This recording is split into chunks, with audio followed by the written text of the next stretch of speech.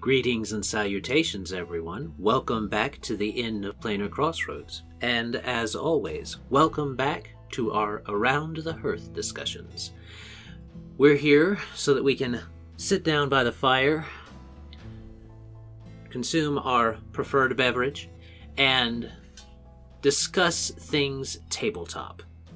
And we are actually going to be discussing something that is often argued about, so hopefully we can discuss it in a way which none of us will track each other down and do harmful things. We're all going to discuss it nice and peacefully. And it is alignment, because we're all wanting to stay on the good side of it at the moment. So I'm pretty sure we would all be good aligned. I don't know. Kristen's kind of shifty, so it depends on the day. I mean, does the alignment depend on the day? Ooh. We're going to add that to the table of discussion points. Hey, I find out on this episode of Around the Hearth. Now, but we're going to do that in just a second. First off is announcements. Always less than 5 minutes. You can time us. Here we go. As far as the Inn of Planar Crossroads and things like that, we are going to be posting these up, and we should be finishing up our archive series that we've been putting out, the old episodes that we've worked on before, or that I've worked on before, revolving around the deities and stuff. So I'll probably put up some polls or things like that afterward for people to interact with on YouTube to see what other content changes might be desired for that time slot. So there's that. And I don't really think there's a whole lot else to announce. So, I think we've got a spotlight from Levi. We do. I am selfishly picking something that I helped brainstorm and chat through things. It is Dwemer, Descend into Madness. There is the GM's Guide, the Player's Guide. It is specifically for Open Legend RPG. It works with the magic system a bit. It has interesting lore of its own. Definitely a more horror setting. I think it's really interesting to go into. If you want to look into it, I would suggest getting the Player's Guide, which is pay what you want. Read through it. If you like it, maybe get the GM's Guide and run it for a group who wants to try a harsher setting. All right. So this is a more... a tougher, harder, more adverse less about one? The direct difficulty and more that the penalties are harsher, because it has added some systems of that sort, and it has sanity tracking, and even beyond difficulty, it is more horror themed, so that might be the sort of thing that players might not want to be dealing with, so it might be harder mentally, if not strictly gameplay, because it is balanced along the same lines as Open Legend is generally. Oh, okay. I do like me a nice sanity system. So yeah, there you go. And the GM's Guide is $6.79. Well, it's not much if you want to try it out. Cool beans. That's mostly to pay for the art that he commissioned to. That can get expensive. It can. It really can. Oh, and the editor. Fair enough. Artist and editor. All right. Well, there's our spotlight.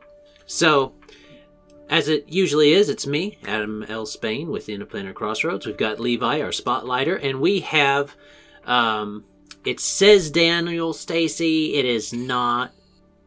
Oh, it's Kristen. Yeah. It's the better half of Dan. There you go. There you go. I'm sure he would agree, too. So, and we have both her from Avenue Studios and Zachariah, who is going to be helping us. We're all going to be discussing, like we said, alignments. And let's go ahead and get into that. The thing that we're going to focus on this first chat is understanding alignments, and then after that, in this the next chat that you viewers will see, and the next one that we'll record after we're done with this one, is going to be the one where we talk about a little bit more of the mechanical stuff of implementing those into your setting and into your systems. So those are some options. Those how we're going to break it down. So let's get into the idea behind alignment. Now, as best I can tell, the ideas of alignment and stuff along those lines have been in D&D basically from the beginning, and really even in other tabletop games before D&D came out, there was this idea of good versus bad and stuff, and most of the times it had you, the players, being the good ones against the bad guys and so on. So the immortal struggle of good versus evil has continued on through the years, regardless of whether you wanted to say you had an alignment in your system or not.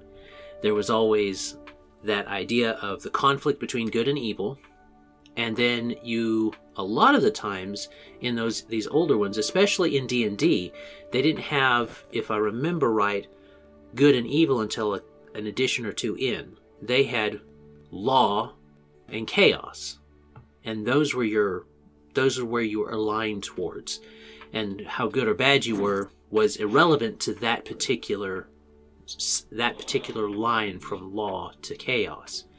Now, it's not how we usually do it now. Most of the time when people think of alignment, they're thinking of I'll show the viewers on the screen, the idea of good versus evil with the lawful good, neutral good, chaotic good, stuff like that.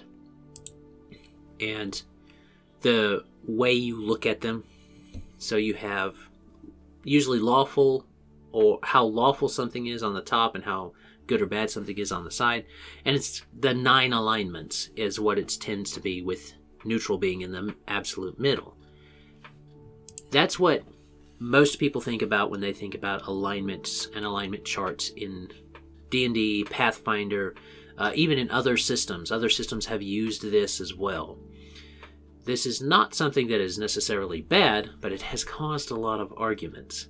And we're not going to discuss those specifically, those charts that you might use specifically, until next chat. We're instead going to build a foundation on alignments themselves. So, for the sake of the video, so that we can all, I guess, as Zachariah put it in our pre-chat chat, keep our nomenclature the same.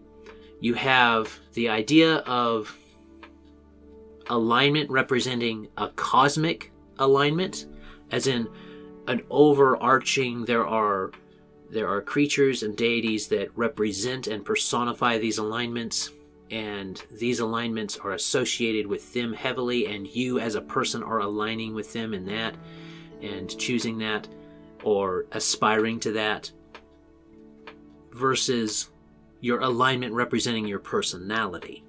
And we're going to discuss that portion, because that's actually more important than whatever type of alignment system you choose to keep track of it with. Because whether you have cosmic alignment or personal persona alignment, that's going to make the difference. And Zachariah had organized his thoughts pre-chat, so we're going to let him go first on that. Ooh. Oh, thank you. So, with basically any kind of morality system that you're going to be introducing into your game, it's going to fall into one of the two parts that Adam talked about. Either it's this cosmic cause and effect that exists as a part of the world and the system itself, where deities do not debate over what is good or bad, because they are literally good or bad. And they don't debate over what is lawful versus chaotic, because they are law and chaos. And we're going to call that, the cosmic level of alignment. But then there's always this moral one. It's like, what is my character? Well, I'm going to be playing something that's a little chaotic neutral, because I want to do what I want to do without moral compunctions one way or another. And when you look at it broken down into those two places, you have one that's very open to interpretation and colorful roleplay, and even, dare I say, invited debate. And one that is very concrete and part of the program of the world. So my postulate is that a game master should think about characters in terms of two different alignments. One, what the character thinks they are. And its function, this personal alignment, is just more of a personality than actually what their real force is in the world. So if you are saying, I'm chaotic neutral, but you overall do good things and keep things in line, your chaotic neutral is kind of your personality. I'm free-spirited, and I'm not held back by the feelings of right and wrong. But your character would be lawful good, because they follow orderly... They conduct themselves and follow orderly principles overall, and they uphold good, benevolent principles overall. So they are cosmically lawful good. And I think when you break it up that way, it's a lot easier to understand that you don't have to get bound up in how a person or a player thinks right and wrong is. What they think is fine. You as the game master know that they're actually lawful good, and that's how things are going to work in your world for cause and effect. A protection against evil spell won't stop this person because they are lawful good. That's something that is part of that cosmic alignment. Oh, I hope that made a little bit of sense, but I think that is a good foundation for a way to think about the two sets of alignment. That's something that I've seen in discussions about, having on your character sheet two different alignments. I do have I prefer there to be one alignment and then a different system to be used for personality. But we'll get into that in the next chat. But I think that there is a place for perceived alignment, and the perceived alignment that you are and your true alignment. There are systems that use that type of setup. I think was it Changeling, or one of the systems that I was watching some videos on to refresh myself and get myself in the mindset for this one, talked about how that there are systems that use that, and the idea of a hidden alignment and your real alignment. It was mutants, and maybe it was mutants and masterminds. But it was something like that. So there is that idea where alignment can be separated into two. I'm not sure that I like to use that with my games, but it's not about what I like to use with my games. We're talking about the idea of incorporating in the different things, incorporating and discussing alignment, understanding alignment. That's what it was. That's what I was looking for. Understanding alignment. So that's some of Zachariah's thoughts. What about you, Levi? Any thoughts on that you want to put out there that might been touched on? So I want to first say that an interesting thing about this is that if we are not assuming a D&D lens, it is not necessarily true that your world has a cosmic alignment, or at least not one that's knowable to the players. Mm-hmm. Right? If you want to look at, Warhammer 40k, everyone's bad. There are cosmic beings, but alignment is all over the place. I also appreciated you phrasing alignment as a morality system, because you could have a morality system that is very different in essence in how it breaks things down. Yep. And let's see. That's a what good were you point for the understanding of, when we're talking cosmic and personal alignment, cosmic and personal moral alignment. If you have, you're going to run into a problem. This is something that you as the GM, and we're assuming that you're a GM. If you're a player, you need to ask your GM or your LM. Is cosmic alignment a thing, or is it personal? Because this is important to establish for characters, especially like paladins or monks that have those tied to the cosmic. Yeah, those tied to the cosmic, because that does directly affect the mechanics of their play. And even though we're going to touch on that next chat, it's important to realize that you can't just throw it out and then say, well, nothing in my game has changed. A lot in your game has changed if you're not going to have cosmic alignment. I like cosmic alignment, but I like to implement it in a different way than some people do. But if you have it as a personal thing, I believe there's better systems for that. And we'll discuss those next time. But having a cosmic alignment understanding means that angels are lawful good in most settings. They're lawful good. They're not neutral good. Those are azata. And so you instantly have this understanding of, okay, if I'm talking to an angel, it's from heaven in a lot of the aligned systems, like Pathfinder and Dungeons and Dragons. Yeah. It is, you are okay in assuming, you as the player are just assuming that this is a lawful good creature. And this doesn't apply if cosmic alignment doesn't work in your system, right? Like we just talked about SMT, Shin Megami Tensei, and they don't have a good and evil, they have a law and chaos spectrum that they go through, law, balance, and chaos, or law, freedom, and chaos, however you want to look at how they do it in most of the games. And those endings are tied to that. If you don't have that, like if you don't know, hey, this entity, like you have a scholar who studies the planes, what good is it to go to say, oh no, we're going to go to Maelstrom, you know, that the place of chaos. Well, what good is that to know if it has no effect on those characters? Does your paladin not suffer anything when he goes to a realm specifically aligned with chaos? Does that not irk him somehow? Well, guess not. Or your monk, especially your monk, because they're usually lawful neutral, which means they are very tied to their codes and their laws that they follow. And to be in such a place as, you know, as the Maelstrom, that wouldn't be that plane would not be very fun for them, you wouldn't think. And so that's going to affect your world building. That's going to affect the way that you're approaching your settings. So us guys have been talking. Did you have anything to put in, Kristen? I know. It's like I feel like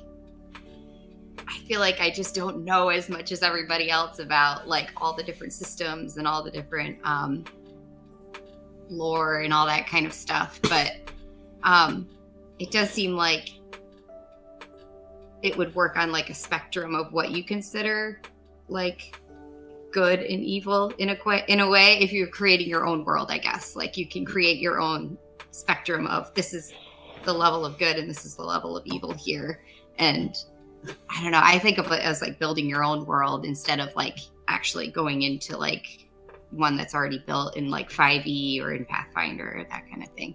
But I don't know, like I like as a character, at least with the one I'm playing now with like Ingrid and Aurora, it's one character, but she has two different personalities in a way, because she likes to think of herself as chaotic, but she's actually not. She is lawful because she follows her deity and she's going to do what her deity says, but like what she wants to be is chaotic. So that she almost has like a dual personality going on, which is how I'm kind of coming into it as like more of a player mindset than like an LM or GM. Okay. So would you phrase that as like her idealized self versus how she kind of has to live? Yes. Like she wishes she could be chaotic and she wants to be that way and she sees herself, but I think she's settling into, no, this is who I am.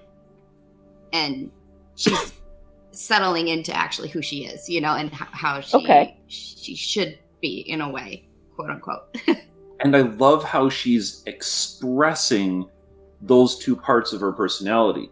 Like the chaos, we get to see that when Ingrid gets a little bit kleptomaniac, and that is that fun expression of personality, and I want to be chaotic. But overall, she is such a force for good and orderly conduct in the game, And that gives a fun duality, is your character isn't all one or another, but it's a very clear alignment from that cosmic standpoint. We know who Ingrid is, what she stands for, even if she, lifts some cups here and there. Yeah, that's fair. And I think that does lead into the idea, especially using Ingrid as an example, of Ingrid is not... Ingrid is a persona that Aurora puts on in the first place. And it's a mask that she wears around other people. So that's an interesting aspect to understand about your characters. And why you should, as the GM and LM, whatever you want to say,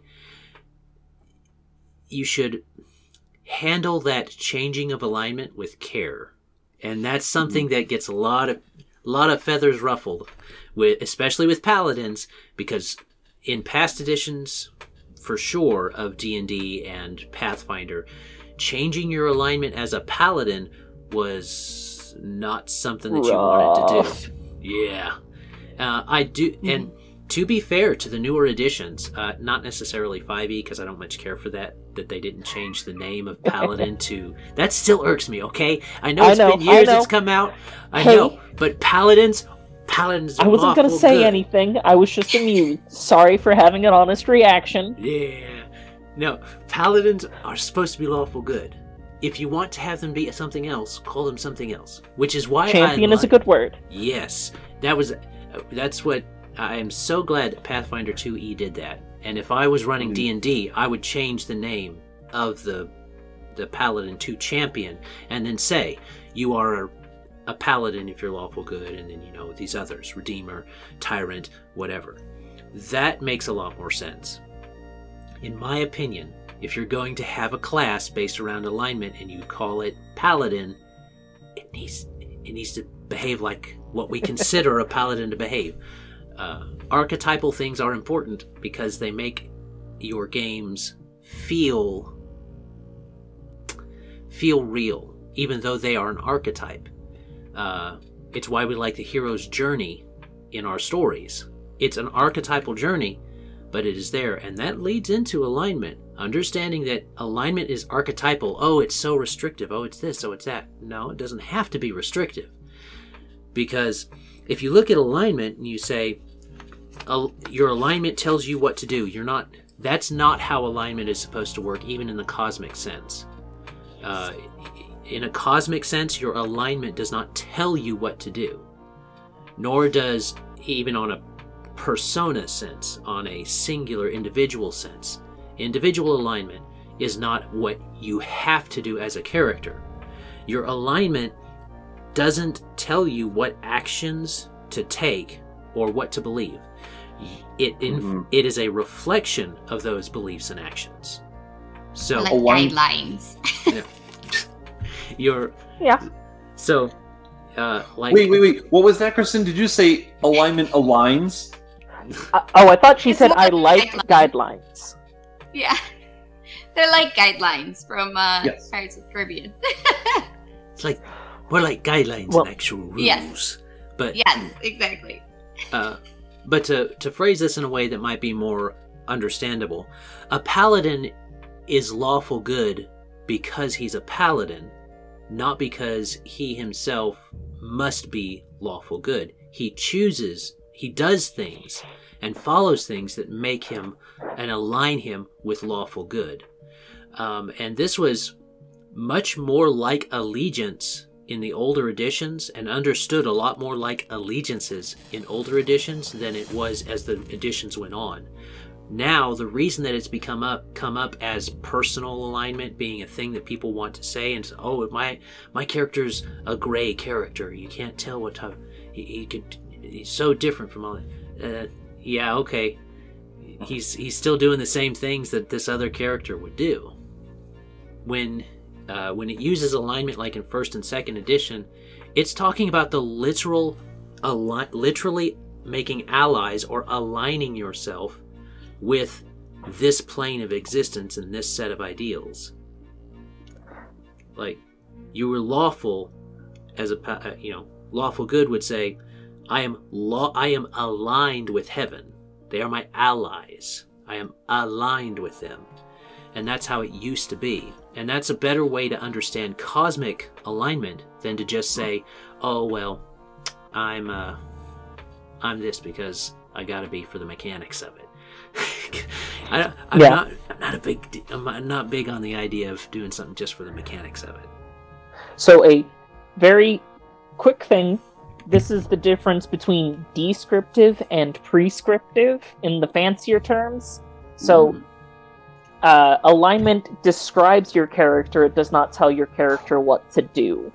It does not prescribe. That's just to use the fancier lingo when it comes to like ethics and some other stuff, just because they're fun words and I get to use them. Yeah. So you might say that one could say, just from the outside looking at Ingrid, oh, she's neutral good, or she's chaotic good, or something like that, because of how she behaves. But that doesn't take into account her beliefs and who she is aligning herself with. So if she did have an alignment, she's aligning herself cosmically with, her mother, the moon, Yes. and all of that. So that would describe her alignment, and then you would have other systems, like there's systems for beliefs and instincts from the Burning Wheel and other things that work a lot better for personality alignments.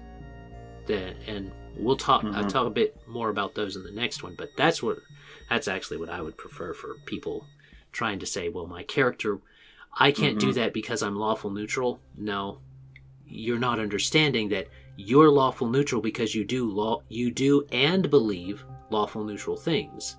If your character doesn't both do and believe them, you are no longer lawful neutral. You are changing your alignment.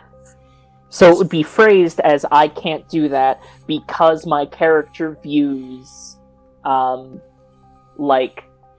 character believes that if you disregard laws even in harsh times, that it'll lead to an overall worse world, as opposed to saying that because my character is lawful. Right. It's like this belief here that, I know this is a tense situation, but we still have to do it the right way, because as soon as we start doing it outside of the bounds of laws, the world will move X way. And that if that is a belief of your character, as opposed to just stating it as my character is lawful. And it brings up the point of you bring up even in harsh times. Well, your character's alignment is not necessarily what they did right that one time. It's a cumulative thing. Like, paladins aren't perfect. It's cumulative. Right. So. But there's the factor that, depending on what level of severity it has to get to, they might be closer to neutral. It's I'll be lawful unless it's inconvenient, might even be chaotic. Yeah. That's at best neutral, possibly chaotic. Right. But that, where you draw the line of how severe of an issue it is, generally, kind of also implies to what degree cosmically you might be. So that's one of the things. Lawful and good are useful because they're individually understandable, but there's the point that you can have very different views on different aspects of lawful.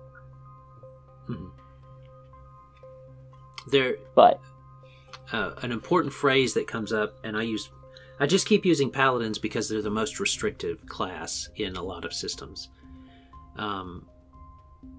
One of the phrases that is most important that people miss, that GMs tend to miss, that like to be really strict with their alignment things, is, and I wrote it down to make sure I got it right, a paladin has to knowingly and willingly commit evil, or, if you're going to fall to another alignment, whatever other thing, good, act. So if you have an anti-paladin who knowingly and willingly does a good thing, then they're starting to lean. And you don't slap them down right away. You kind of give them signs and portents from their deity. And that makes a lot more sense, especially around the ideas of, hey, this is a cumulative reflection of your character, of your character's alignment, not your character's personal morality necessarily, but their cosmic alignment. But Also, if you have ulterior motives, chat with your GM. Oh, yeah. Like, as an anti-paladin, it's like, yeah, I'm donating to charity publicly for the X whatever of it, so that way I will be less scrutinized in the future. You shouldn't get, like, cosmically punished for putting up a bluff. Yeah. Look at if you want to look at an example of that, look at Cheliax in Pathfinder 1.8. So, yep. One of the things that I always find very interesting when looking at the alignment charts is people's understanding of good versus evil is usually a very pressing real-world alignment. We have strong ideas about what we think is right and wrong that may differ a lot from person to person and belief system to belief system in the real world. It's important to dial those into specific characteristics that people can agree is right and wrong for the system itself. In this setting, in D&D, good means these things: honesty, caring for others, selflessness, whereas evil means other things. It means lying, it means enjoying hurting other people, and making those things clear like that helps people, from taking their own judgment into it. I guess I'll just throw that out there and see what people think on that idea. The importance of clarifying what the alignments actually mean and represent. Yeah. I think that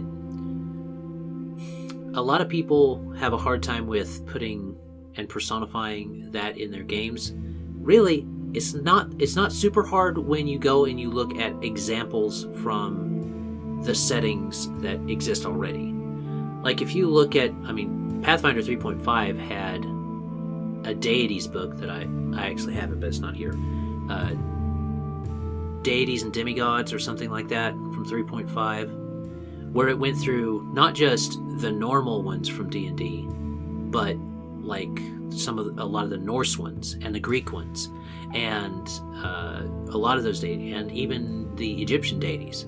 It went through those, and it gave them alignments, and it was interesting to see those alignments applied to them. But using pre-existing examples of personifications of morality and good and evil and law and chaos can help you do that in your own game. That's why I think it's important when you're starting, if you're making your own setting, first you have to decide, like we discussed, are you going to have cosmic alignment, or is it going to be individualistic alignment, individual alignment? And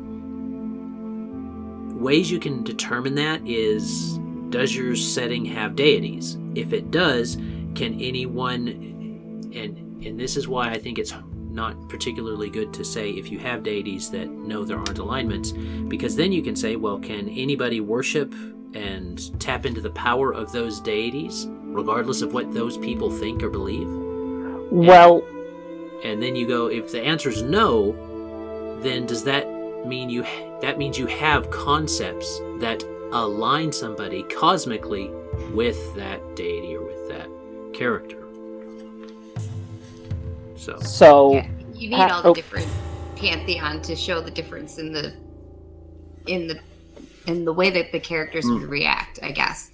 Like kind of like Zach was saying, you need like a scale to be able to see, like, this one is the goodest of good and this one's the worst of the worst, in a way, so that you can kind of, that's why it was neat to compare it to gods that we know or whatever, to be able to label them as, I was just thinking of like Anubis. Like, I was like, oh, what would he be? Like, it was just very interesting.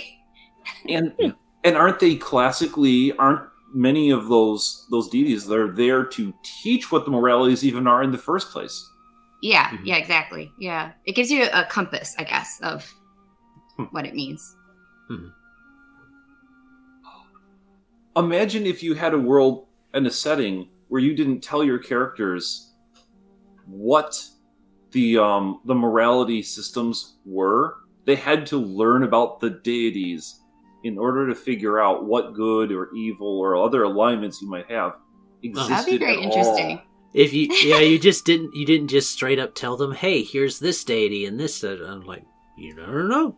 I mean, it'd be tough if that was a religious character to start with, but even if it was,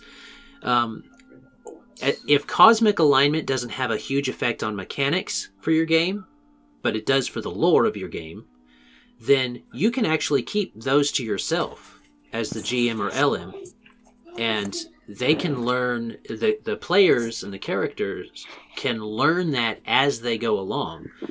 That'd be an interesting way to discover it. So, when you were talking about how do you align yourself with these deities without knowing where they are on the, let's still using the D&D version, I know there's plenty of others, lawful and good and chaotic whatever spectrum.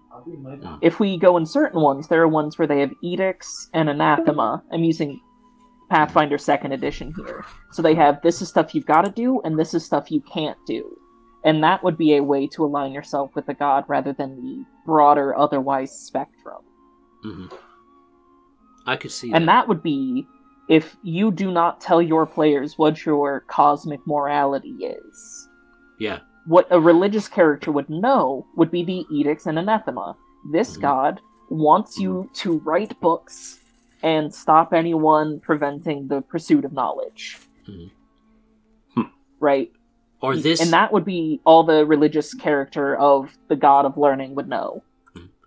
Or if you want to go for something much more artistic, you could go for like Shaylin and say, well, Shaylin values X, Y, or Z, and then not tell you, keep the alignments of the characters to yourself as the GM, and you end up keeping track of that rather than them. And we'll go into mechanics of that in next one, which we need to actually end this call because, Google's telling us that it's about time. So, for a final discussion point, real quick, I do think that there are systems that do not benefit from alignments. I actually do. One of which, Cthulhu games do not benefit from alignment. Yeah, Cthulhu. I was going to say Cthulhu. Or even Conan the Barbarians. Those type of games do not really benefit from the setting. Doesn't have that incorporated into it when you go back into it. So it is possible to build that out, but if you look at that, they answer the question that was posed in my set of questions was, are there gods? Yes. Can anybody tap into them? Their answer was not no, it was yes. Anybody can do it if they do the rituals. It doesn't matter what the morality of the person is or what their beliefs are. Anybody can do it.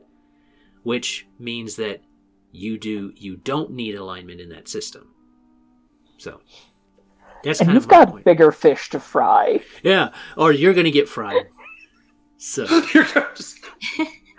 bigger fish are going to fry you. It's fine. Yeah.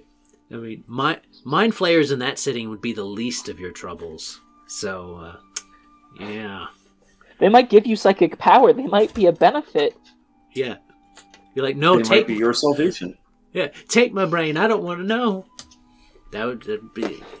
There is that certain bit of nihilism in Lovecraft, though. Surprisingly, if you look at all of Lovecraft's work, there's the Dream Quest series that he did, and that actually is slightly more hopeful than his other stuff. But that's beside the point. Does anybody else have some discussion points for to bring up just real quick before we go into the next discussion of mechanically implementing it? My only thing was to check out the toilet paper roll alignment GIF. It's hilarious. Okay, lawful good. There is a correct way to do toilet paper. I want to be, but I end up being, what is it?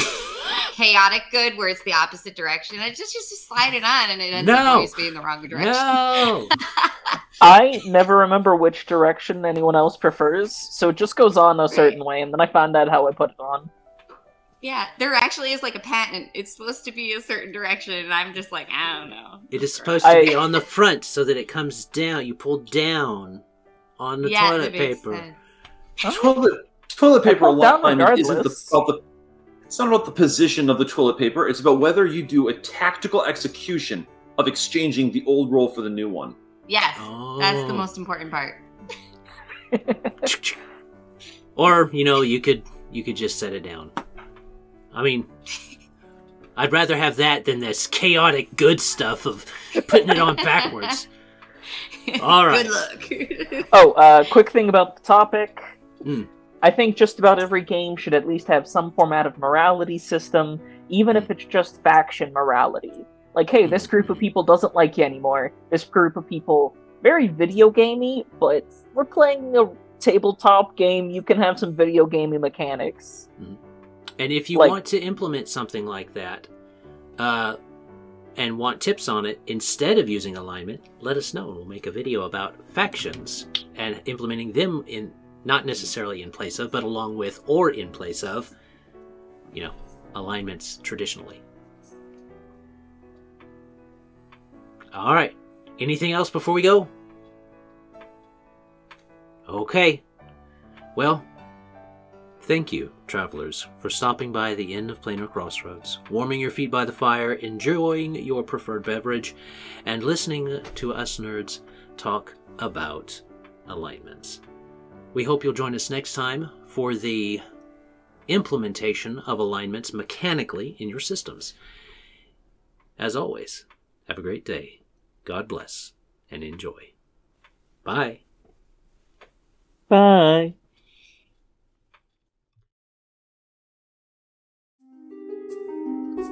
This content was made possible by travelers and viewers like you. Thank you.